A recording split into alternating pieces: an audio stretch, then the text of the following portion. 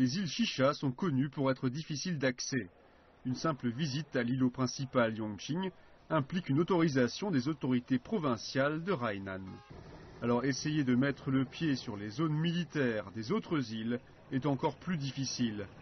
Il faut une autorisation spéciale de l'armée. Notre première destination est un petit îlot appelé Zhongjian, à la pointe sud-ouest des îles Shisha.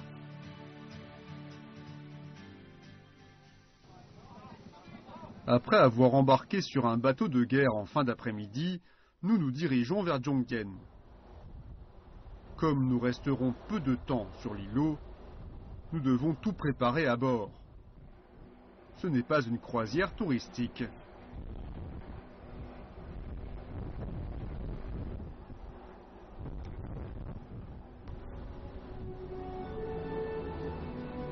Après une nuit en mer, ballottés dans les cabines, nous arrivons le matin. Le bateau accoste à un demi-mille de l'îlot. Le voyage se termine sur un petit bateau. Mais le feu vert n'est pas donné. Quelque chose d'inattendu est arrivé.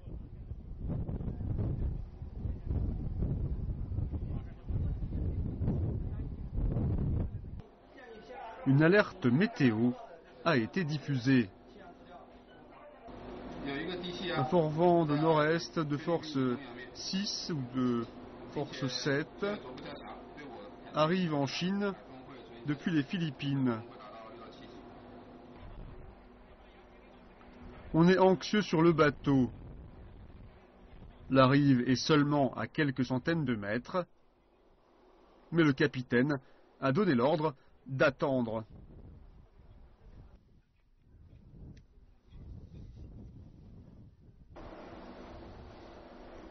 L'îlot est seulement à un demi-mille.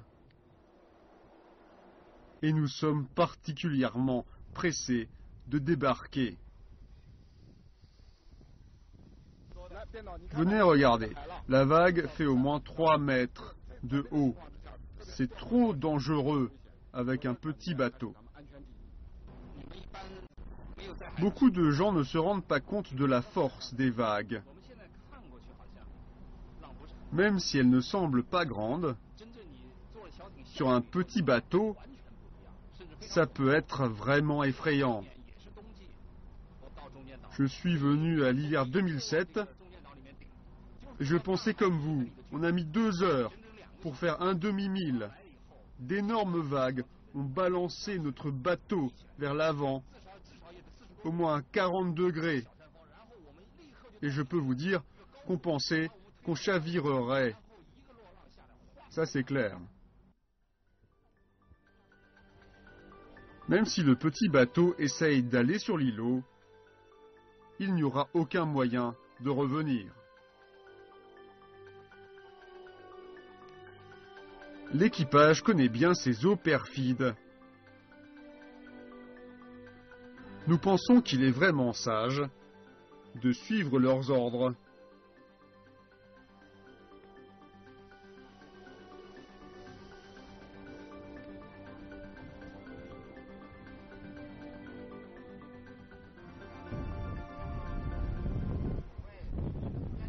Ces images ont été prises à bord. Le bâtiment blanc est la seule construction sur cette terre. La petite partie verte sur la plage est la seule survivante de nombreux échecs de végétalisation. Sur l'îlot, les soldats n'ont qu'une petite surface de la taille d'un terrain de basket pour se déplacer. S'il y a un ouragan, tout l'îlot sera inondé. Et il faudra se diriger vers les toits.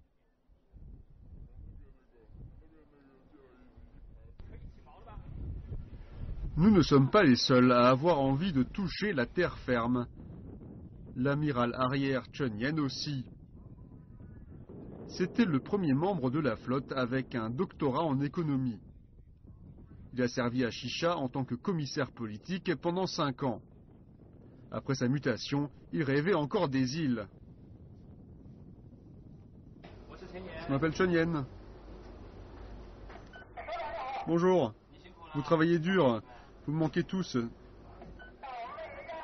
Dites bonjour à Chu Shen, à Chen Yongqian.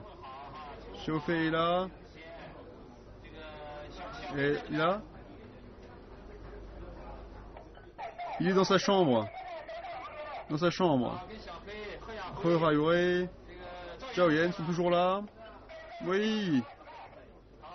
Passez-leur le bonjour. J'ai donné à Xiao Chun 4 paquets de cigarettes pour vous. Les a gardés ou les vous a donnés? Dites aux autres qui me manquent. Si vous passez à Jianjian, venez me voir. Merci. Au revoir. On ne peut se rapprocher de l'îlot que par ces images. L'îlot a été baptisé en 1946 du nom d'un bateau de guerre du Kuomintang appelé Zhongjian, envoyé pour reprendre la plus éloignée des îles Shisha. En 1978, quand le premier groupe de soldats chinois a débarqué sur ce petit îlot, il n'y avait rien. Ils devaient rester sur un navire marchand près de la plage.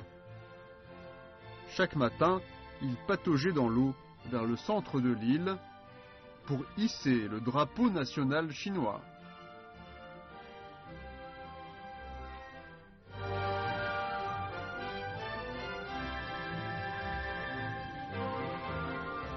Désolation est un mot qui caractérise bien l'endroit. Pas de vie sauvage, pas de végétation, rien. Le vent est au moins de force 4 toute l'année, et l'été, les températures peuvent atteindre 70 ou 80 degrés, assez pour cuire un œuf instantanément.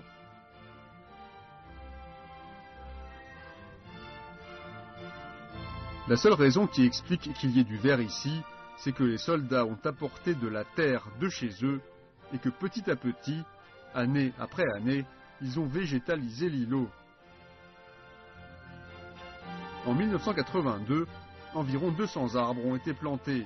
Aujourd'hui, l'îlot abrite plus de 5000 pins et autres plantes.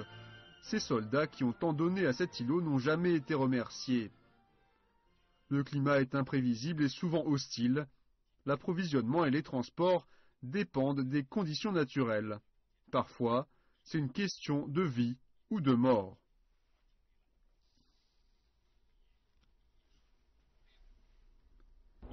Quand Zhang Jiaorui, un officier, a reçu un message disant que sa mère était mourante, il voulait absolument la voir. Il n'en pouvait plus. Les marées hivernales avaient cessé toute la circulation des bateaux. Ça a été ainsi pendant 2 mois. On ne pouvait rien faire. Il s'est agenouillé sur la plage, vers le nord, vers sa maison. Il était en larmes. Les autres soldats l'ont vu et savaient que quelque chose était arrivé dans sa famille, mais ils n'ont rien demandé. Ils se sont aussi agenouillés et leurs larmes ont aussi coulé.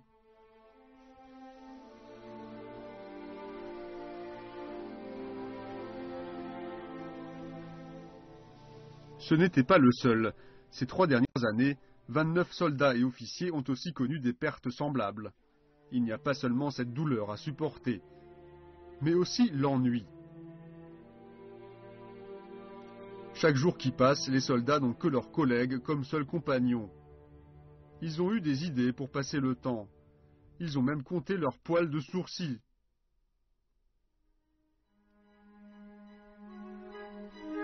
Comme ce n'est qu'un petit groupe, chacun a eu rapidement ses poils de sourcils comptés. La nuit, ils comptent aussi, dans le but de s'endormir.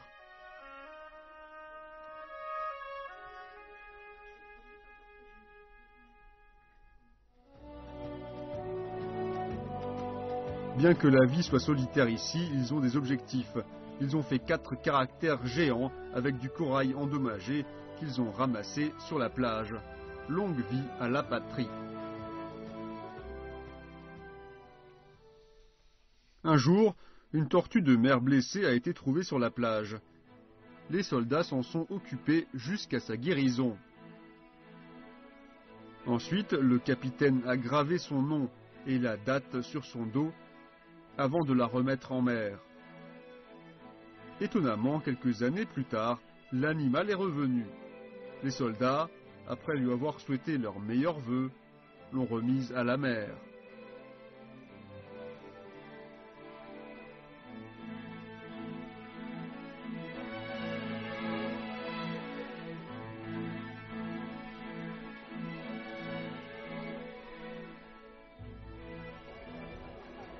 Bien que nous ne puissions atteindre l'îlot, nous envoyons nos souhaits pour exprimer notre grande admiration aux soldats de l'îlot.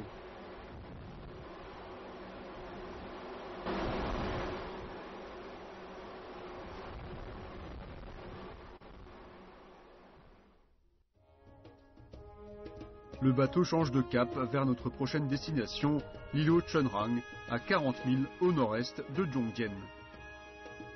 L'îlot a aussi le nom d'un bateau de guerre.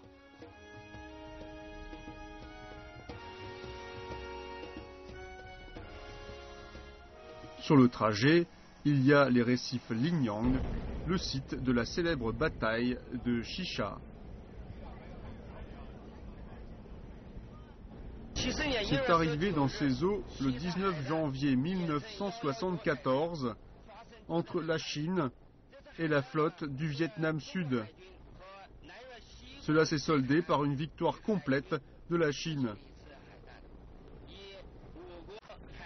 Pendant leur fuite, leur bateau numéro 10 a été touché au niveau du stock de munitions. De la fumée noire est apparue dans le ciel avant que ça n'explose et tout est retombé. Tout est retombé ici. Là. Il y en a encore ici? L'eau est profonde ici, ça fait 35 ans. Nous ne tirons jamais le premier coup et n'autorisons jamais l'ennemi à tirer le deuxième. C'est notre souhait. C'est ce qu'on fait toujours. Jamais le premier coup. Dans la bataille, 18 soldats chinois et officiers ont perdu la vie pour préserver la souveraineté nationale.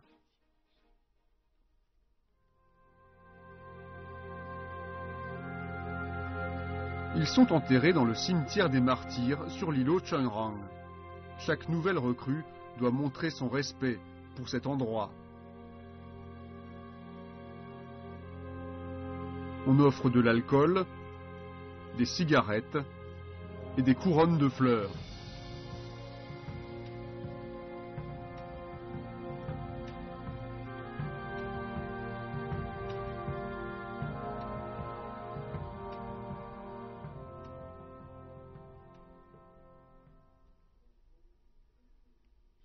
Il s'appelait Guo Yudong.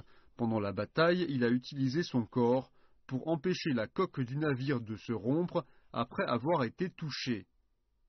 Cela a limité l'arrivée d'eau et a permis de gagner du temps pour la victoire finale.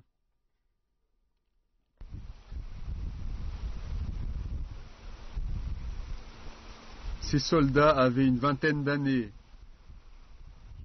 Aujourd'hui, leurs homologues pensent que leurs âmes gardent toujours ces îles.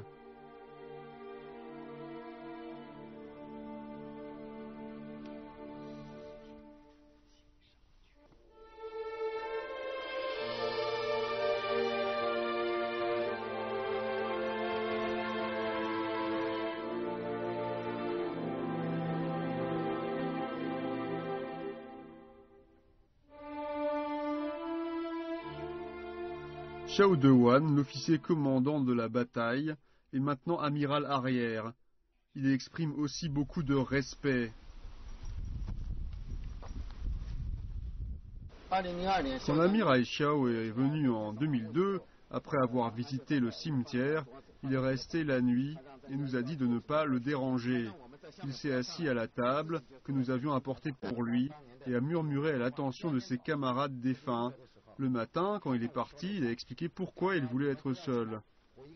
Je voulais être seul pour parler avec eux, il a dit. Les étoiles que j'ai sur moi viennent d'eux, ils me les ont données. Sans eux, je ne saurais pas qui je suis. Voilà pourquoi je voulais leur parler seul. La nuit, le commandant de bataillon Deng Huajun fait sa ronde d'inspection comme d'habitude. L'aboiement d'un chien de garde est audible dans les environs. Ces chiens militaires sont les amis des soldats, mais pas des civils, notamment des civils seuls. Ils aboient férocement pour alerter les soldats.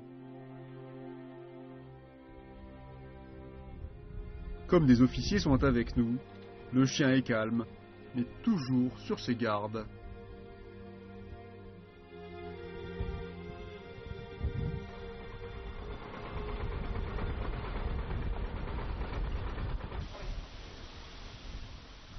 Ses compagnons fidèles ajoutent de la couleur aux vies de ces soldats.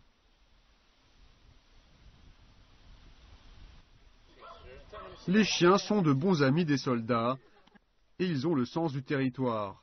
Si un chien met la patte dans le territoire d'un autre, il y a un problème. Cela peut aller jusqu'à un combat de chiens mortel. Le commandant de bataillon, Deng, a aussi un compagnon. Il n'aime pas se laisser faire, car il connaît le rang de son maître. Un jour, le chien a suivi 4 d'entre nous lors d'une marche, dont notre commandant. 2 chiens plus petits sont apparus. Notre chien s'est précipité pour se battre contre eux.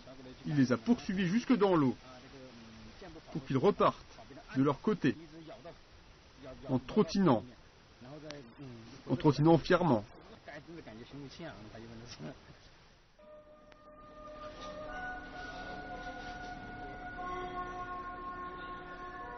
Les hommes ne lésinent pas sur la protection de leur peau.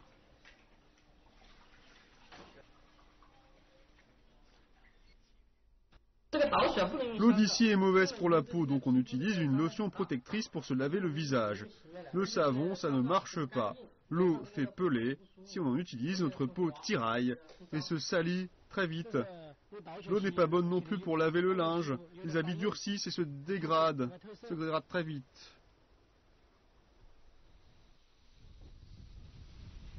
Quel élément de l'eau cause ces problèmes? Les éléments alcalins, le sel et d'autres matières dangereuses.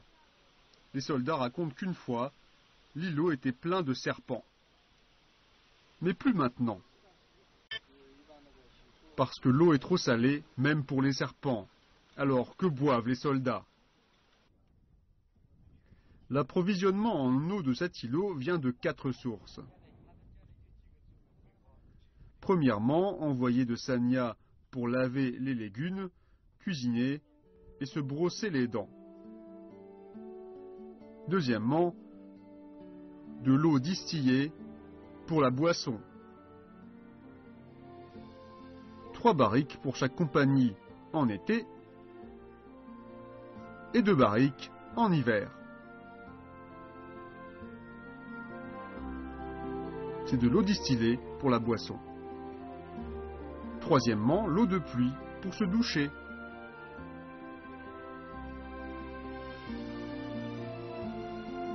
Quatrièmement, de l'eau de pluie forêt. Cette eau est alcaline et salée. Elle ne permet pas une douche agréable.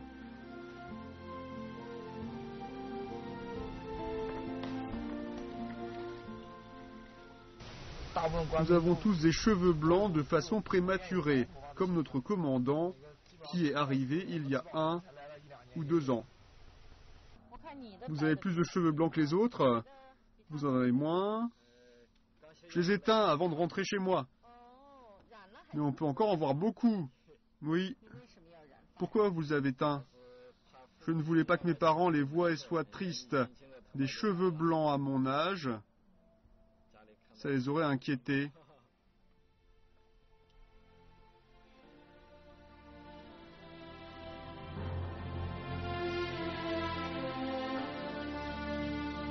Nous avons décidé de goûter l'eau locale.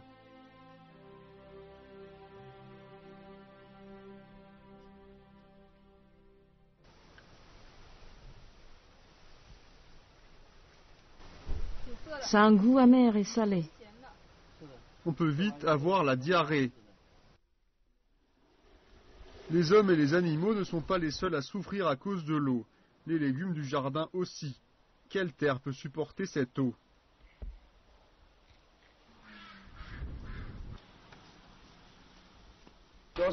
La terre devient dure et elle disparaît, remplacée par du sable. Nous n'avons pas de terre locale, elle vient d'autres provinces. Qui l'a apportée? Chaque fois qu'un soldat ou un officier retourne chez lui, il en apporte. Finalement, on en a assez pour le jardin, pour jardiner.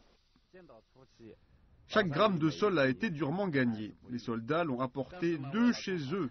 Un soldat du Shandong est revenu de chez lui. Ses bagages pesaient trop lourds et il a été arrêté à la gare.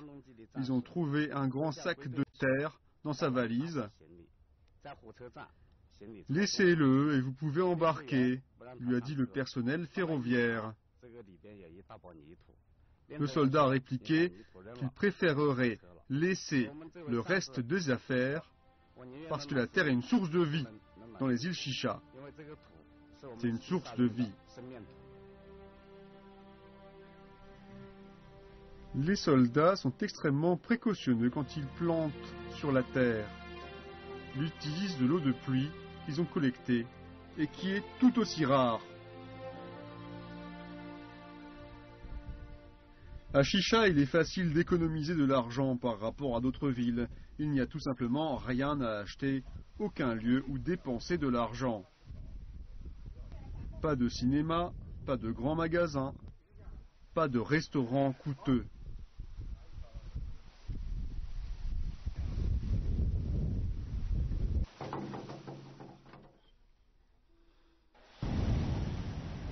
Quand les marées froides de l'hiver interrompent le trafic des bateaux d'approvisionnement, les fumeurs doivent se limiter et être imaginatifs.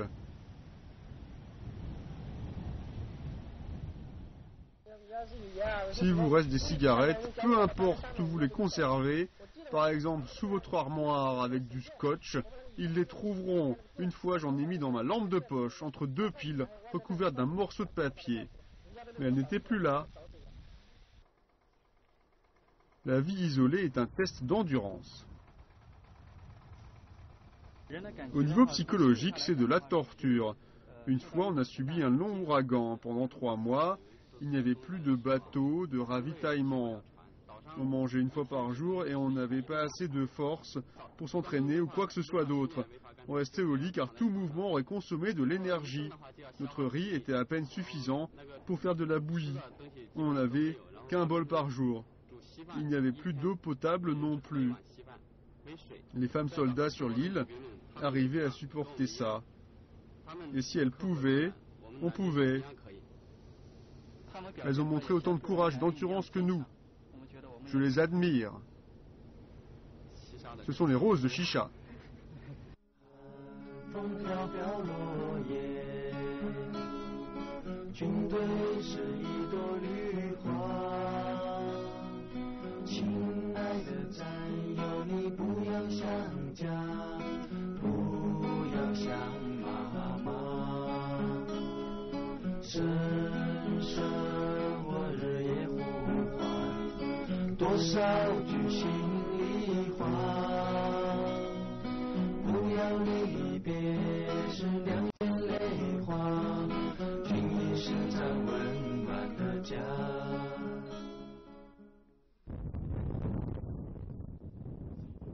Les choses empirent lorsqu'un soldat tombe malade, surtout s'il faut le rapatrier d'urgence. Un jour de novembre 2007, un de nos soldats avait de la fièvre et une forte douleur au ventre. Notre docteur a diagnostiqué une appendicite aiguë. Il devait être opéré, sinon sa vie était en danger. Mais les vagues étaient mortelles et le petit bateau ne pouvait accoster. Un hélicoptère a été envoyé pour transporter le patient vers l'îlot Yongqing. Et c'est cette décision d'envoyer un hélicoptère qui lui a sauvé la vie.